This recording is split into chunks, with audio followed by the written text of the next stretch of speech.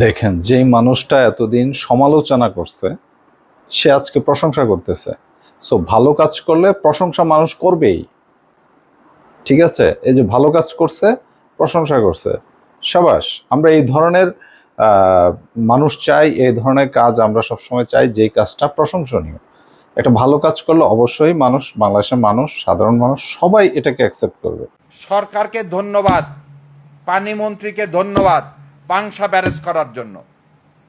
পাংশায় যে ব্যারেজ করার জন্য যেটা একনিকে পাশ হয়েছে, এই জন্য ধন্যবাদ। আমি ব্যক্তিগতভাবে তারেক রহমানকে ধন্যবাদ জানাচ্ছি। আমাদের মাননীয় প্রধানমন্ত্রীর মেরুদণ্ড ফিরে আসছে। তার মেরুদণ্ড যে ইন্ডিয়ানরা কেড়ে নিয়েছিল, আমি দেখতে পাচ্ছি সেই মেরুদণ্ডে আবার সে জিয়াউর রহমানের সন্তান হিসাবে সে আবির্ভূত হয়েছে। এখন আপনি তিস্তাকে সাইন করে তিস্তাটা ইমপ্লিমেন্ট করলে আপনি এদেশের মুকুটহীন সম্রাট হয়ে যাবেন।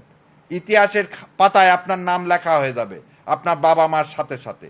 এবং আপনি দয়া করে সেনাবাহিনীকে সামরিক চুক্তি করান চায়না এবং পাকিস্তানের সাথে। আমার বর্ডারকে আপনি শক্তিশালী করার কিচ্ছু নেই। আমার বর্ডারে কোনো গুলি লাগবে না। এদেশের কোনো মানুষ ভারতে যাবে না। যে লোকেরা চিকিৎসার জন্য ভারতে যায়, আমাদের সে চিকিৎসা ভারতের চেয়ে অনেক উন্নত। ভারতের চেয়ে অনেক উন্নত। আমাদের দেশের কোন হাসপাতাল, আমার আমিরে জামাতের ওপেনার সার্জারি হয়নি? বাংলাদেশে প্রতিদিন ওপেনার সার্জারি হচ্ছে না? তাহলে যেসব লোকেরা ইন্ডিয়াতে চিকিৎসার জন্য যাবে তাদের ইনকাম ট্যাক্স ফাইল দেখা হোক, তারা কোথায় পায় টাকা?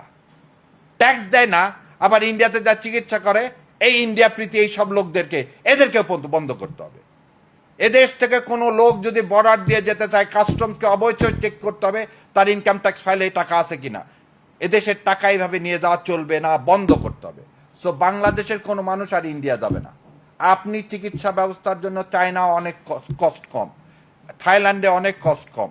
মানুষ থাইল্যান্ড যাক, চায়না যাক, কিন্তু মানুষ আর কোনো মানুষ যেন ইন্ডিয়াতে না যায়। সো আপনি আপনার ব্যবসা বন্ধ করেন। দ্বিতীয় কথা, অন্ধকারে থাকবো, তাও ইন্ডিয়ার কি নিব না, বিদ্যুৎ নিব না। আবার এটা আবার জুজুর ভয় দেখানো হয় যে বিদ্যুৎ না থাকলে কলকারখানা চলবে না। আরে কলকারখানা চলবে না ঠিক আছে, যার ভাই 10টা এসি আছে 2টা এসি চালাবে। কলকারখানা চালানোর জন্য আমাদের সেই গ্যাস আছে, সেই গ্যাস দিয়ে কি হবে? ইলেকট্রিসিটি তৈরি হবে। আমরা কয়লা নিয়ে এসে সে কয়লা দিয়ে ইলেকট্রিসিটি তৈরি করব। কয়লা আনি আমরা ইন্দোনেশিয়া থেকে। আমরা কোনো কয়লা কিসের থেকে নিব না? ভারত থেকে নিব না। ভারত থেকে আসামে যে তেল উত্তোলন করার জন্য 24 সালে ভারতে রিফাইনারি করছে।